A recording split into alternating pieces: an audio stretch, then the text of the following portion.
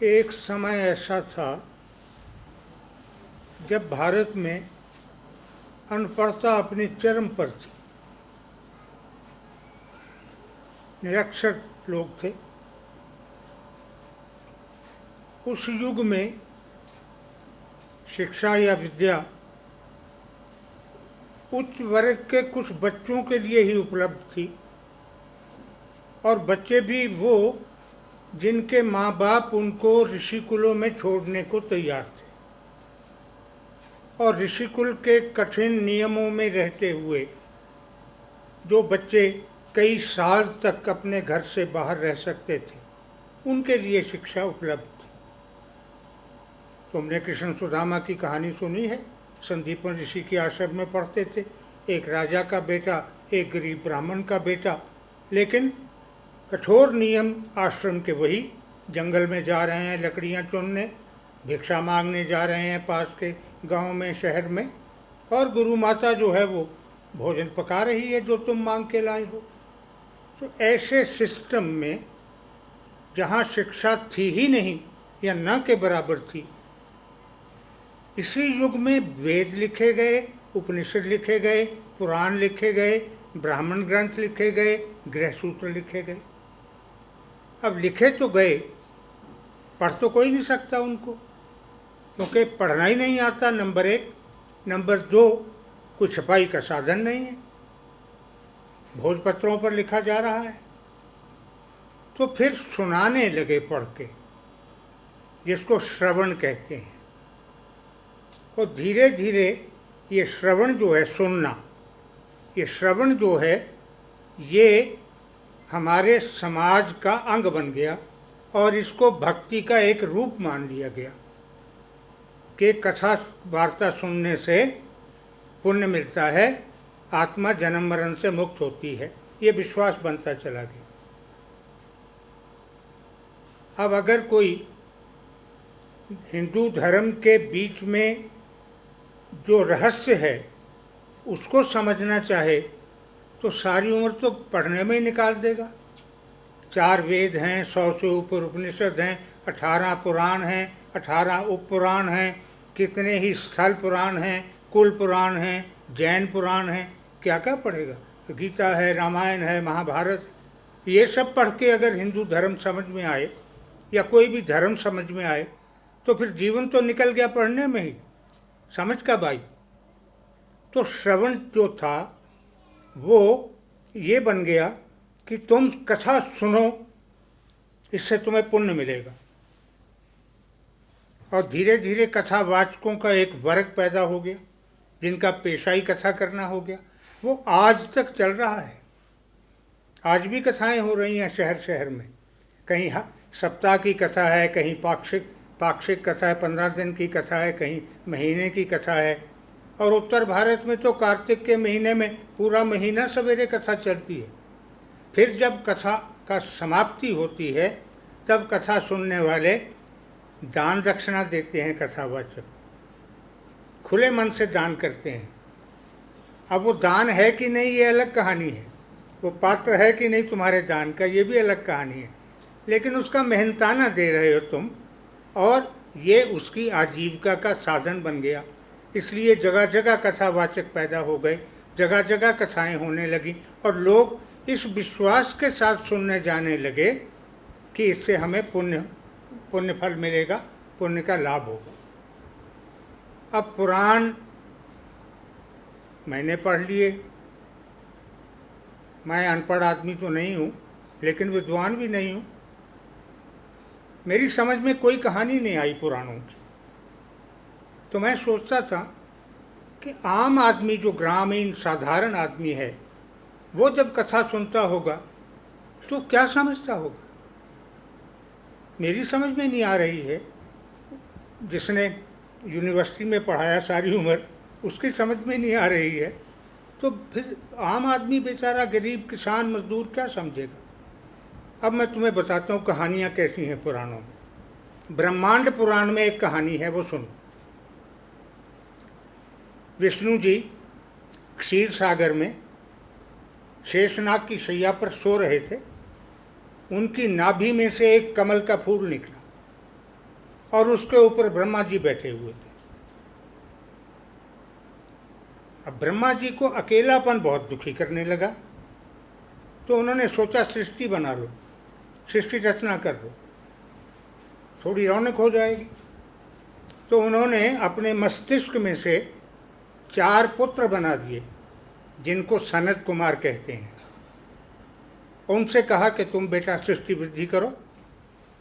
वो भाग गए कि नहीं, हम नहीं कर सकते। तो ब्रह्मा जी ने कहा ये तो मूर्ख भाग गए।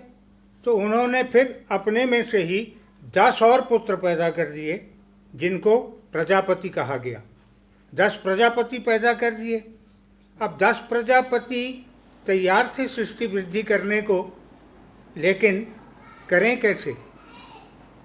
अपोजिट सेक्स तो है नहीं, तो करें कैसे सृष्टि वृद्धि?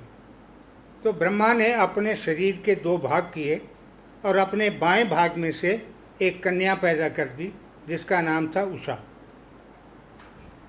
अब वो उषा जवान होकर जब ब्रह्मा जी के सामने आई, तो ब्रह्मा जी की कामुकता जाग उठी और ब्रह्मा जी उसके पीछे हो लिए पकड़ने को उसको। उसने कभी हिरनी का रूप लिया, कभी गाय का रूप लिया, कभी कोई और रूप लिया। वो भागती रही। ब्रह्मा जी भी रूप बदलते रहे, कभी बैल का रूप लिया, कभी हंस का रूप लिया, कभी हिरण का रूप लिया उसके पीछे। तो पुत्रों ने देखा कि ये मेरा पिता कर क्या रहा है, अपनी बेटी हमारी बहन के पीछे कामुक होके भाग रहा है। तो वो क्रोध में चीख पड़े। उनकी चीख में से रुद्र पैदा हो गया और रुद्र ने तीर मारा और ब्रह्मा जी को आकाश में स्थित कर दिया। अब तुम्हारी समझ में आ गई कथा? मेरी में नहीं आई। हो सकता है विद्वान इसका अर्थ निकाल लें कि सृष्टि की उत्पत्ति बताई है, उषा का मतलब डॉन है, सवेरे जब दिन निकलता है।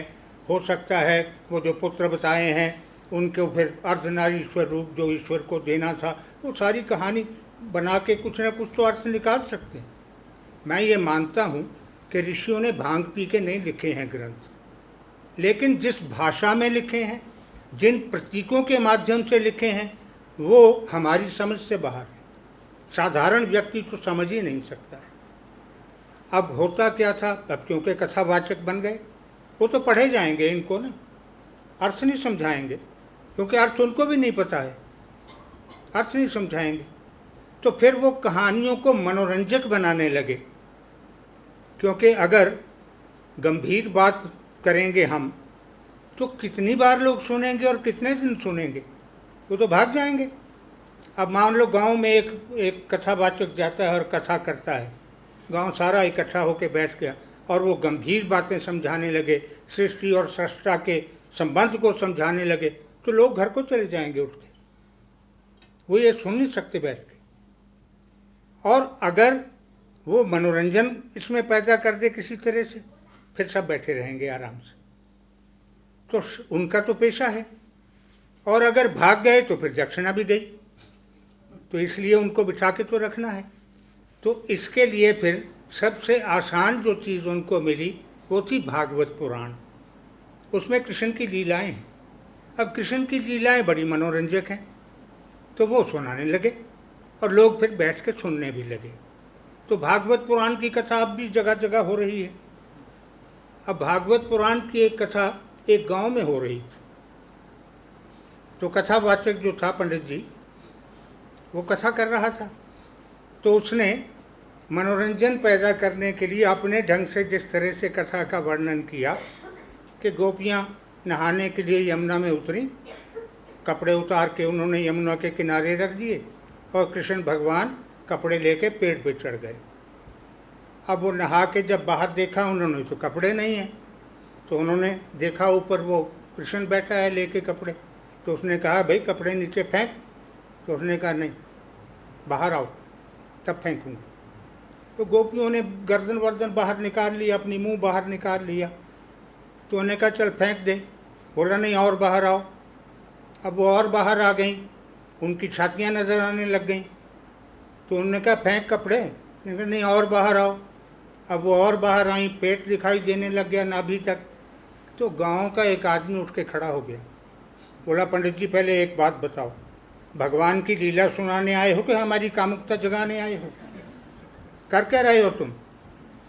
तो ये कथावाचक जो हैं, उन्होंने जिस प्रकार से हिंदू धर्म का नुकसान किया है और कर रहे हैं, ये कर्मकांड बन गया कि सुनो, बस जो भी बोला जा रहा है सुनो। और श्रवण को भक्ति के 9 प्रकार जो हैं, उन 9 प्रकारों में शामिल कर दिया। श्रवणम कीर्तनम चैव स्मरणम पाद सेवनम अर्चनम वंदनम दास्यम सख्यम आत्मनिवेदनम, ये 9 प्रकार से भक्ति की जाती है। श्रवण से, सुन के, ये जो मैं बता रहा हूँ सुना। श्रवणम कीर्तन, उसका कीर्तन करो मिलके। चैव स्मरणम, उसका स्मरण करो, उसको याद करो। पाद से, उसके पैरों की सेवा करो। अर्चनम, उसकी अर्चना करो। वंदनम, उसकी वंदना करो। और दास्यम, उसके दास बन के रहो। सख्यम, मित्र भाव से उससे प्यार करो। और आत्मनिवेदनम, अपना आप उसके सामने समर्पित कर दो। इन 9 में ध्यान कहीं नहीं है। ये 9 के 9 जो भक्ति के प्रकार हैं, इनमें ध्यान नहीं है। ये सब शरीर के कर्म हैं, इसमें आत्मा का कर्म कोई नहीं है। पतंजलि ने जो योग, अष्टांग योग बनाया, उसमें अंतिम लक्ष्य ध्यान है, क्योंकि ध्यान के बिना तो बेकार है सब कुछ। तो ध्यान इसमें नहीं है, भक्ति में श्रवण है। और श्रवण का जो रूप दुर्भाग्यवश आज हिंदू समाज में चल रहा है, वो बहुत पीड़ादायक है और तुम्हें उसके प्रति चैतन्य होना चाहिए। जगह जगह स्त्रियां सत्यनारायण की कथा करती हैं हर महीने। कथा क्या है सत्यनारायण की? इसके 5 अध्याय हैं। पहले अध्याय में नारद जी विष्णु के पास जाते हैं कि संसार के कष्ट निवारण करने का उपाय बताओ। विष्णु जी कहते हैं, लोगों से कहो सत्यनारायण का व्रत रखें और कथा करें। ये तो पहला अध्याय हो गया। दूसरे से 5वें अध्याय तक जो 4 अध्याय हैं, उनमें उन लोगों की बात बताई गई है जिनको कथा सुनने से पुत्र लाभ हुआ या धन लाभ हुआ, या उन लोगों की कथा है जो कथा बीच में छोड़ के चले गए तो कोई ना कोई नुकसान हुआ। एक वैश्य व्यापारी था, उसका दामाद जहाज लिए आ रहा था, वो कथा छोड़ के भागा उसको मिलने के लिए, तो जहाज डूबने लगा। एक राजा आया, प्यास लगी थी उसको, इन्होंने प्रसाद उसको चरणामृत देना चाहा, वो छोड़ के भाग गया, तो राजधानी जल रही थी। दोनों लौट के आए, कथा सुनी तो राजधानी अच्छी भली थी और जहाज़ बाहर निकल आया था। ठीक। अब ये 5 अध्यायों में ये कहीं नहीं बताया कि जो कथा वहाँ हो रही थी वो क्या थी। जिस कथा को सुनने से किसी को पुत्र लाभ हुआ, किसी को धन लाभ हुआ, या कथा छोड़ने से किसी की हानि हुई, वो कथा कौन सी थी? वो इसमें नहीं। तुम ले लो बाजार से सत्यनारायण की कथा पढ़ लो, उसमें कहीं वो कथा नहीं मिलेगी। तो जो कुछ सुनाया जा रहा है वो कहीं नहीं लेके जा रहा किसी को। क्योंकि अगर वाकई विष्णु ने नारद को बताया था कि कथा सत्यनारायण की जो है वो लाभदायक है जनमानस के लिए, तो फिर वो कथा भी तो बताओ क्या है। तो जब वो कथा ही नहीं पता, उन लोगों की कथा सुन के क्या करें जिन्होंने सुनी या नहीं सुनी। तो इस प्रकार से जो कुछ भी कथावाचक कथा के रूप में दे रहे हैं, और दुर्भाग्यवश हमारे लोग जो कर्मकांड में उलझ गए हैं, और कर्मकांड का एक महत्वपूर्ण अंग बन गया है श्रवण भक्ति।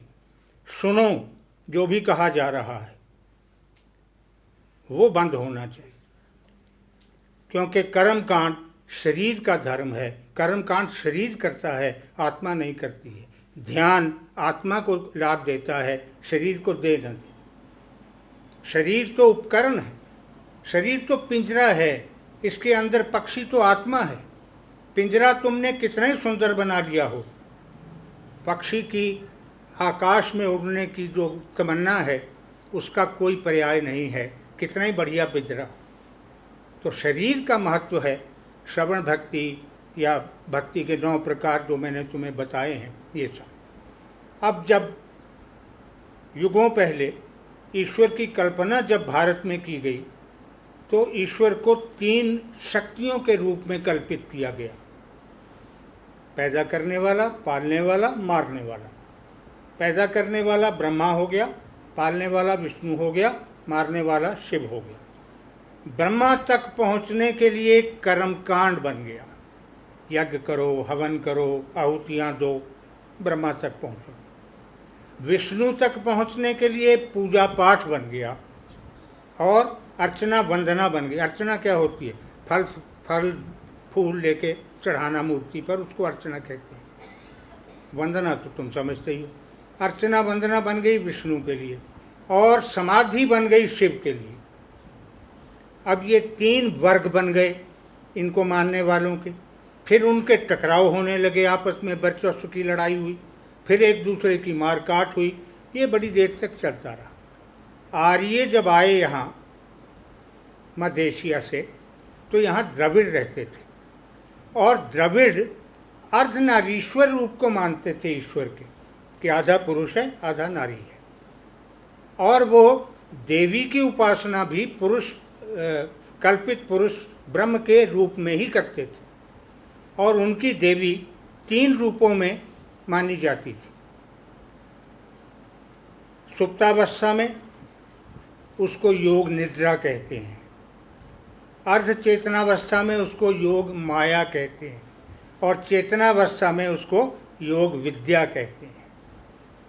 तो योग निद्रा, योग माया, योग विद्या, ये 3 देवी के जो लक्षण हैं वो द्रविड़ मानते थे। इसको फिर आर्यों ने भी ले लिया, क्योंकि द्रविड़ों के साथ मिलकर ही रहना था, यहाँ वापस तो जाना नहीं था। तो फिर उन्होंने क्या किया?